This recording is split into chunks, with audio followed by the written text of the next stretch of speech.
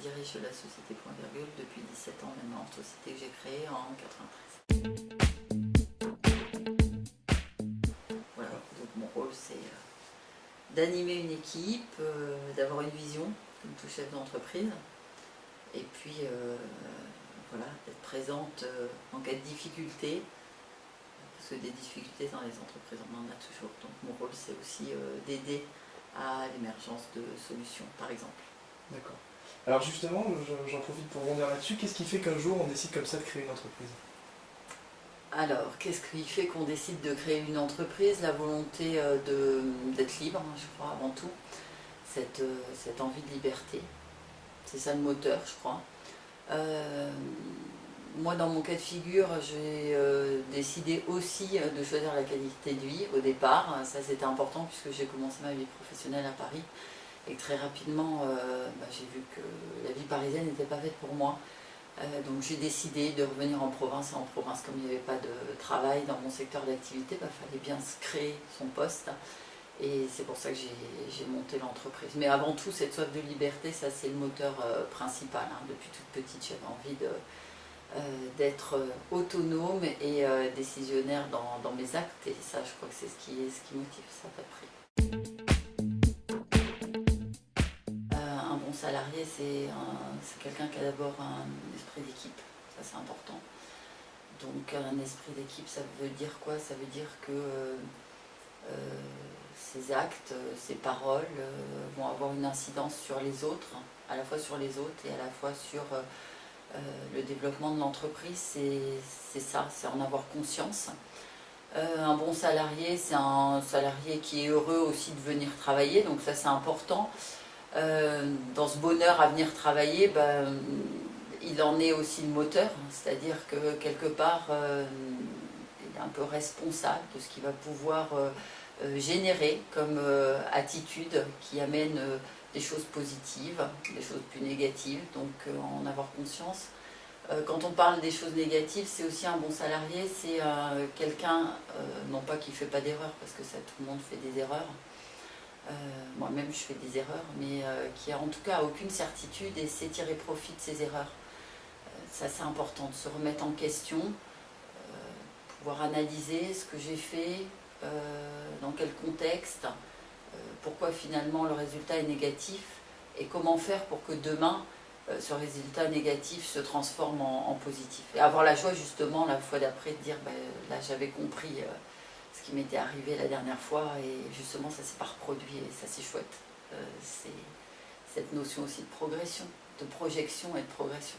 Un bon salarié, c'est celui qui veut progresser dans l'entreprise.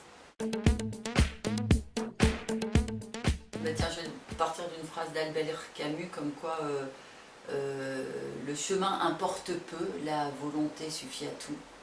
Donc ça c'est une belle phrase, je trouve, pour des stagiaires. C'est-à-dire que moi, par exemple, j'ai pas eu un parcours scolaire très glorieux. Ça laisse un peu d'espoir à tous les cancres français qui écouteront cette petite vidéo. C'est pas une entreprise pour moi qui a une valeur financière. On pourrait croire, grande entreprise, ces entreprises cotées en bourse qui vont se revendre très cher, etc. Pour moi, ça c'est peut-être une vision très féminine. Plus qu'une valeur financière, c'est une valeur humaine. Ça c'est important. C'est-à-dire que chacun se sente bien dans l'entreprise, qu'il y ait des valeurs qui sont des valeurs aussi de sens du client, de sens du devoir, de mener à bien en fait une mission qui vous a été donnée. Ça c'est important, que chacun soit engagé et concerné par son travail. C'est ça qui crée de la valeur en fait. C'est des valeurs qui s'articulent autour des hommes finalement, plus que autour des comptes en banque.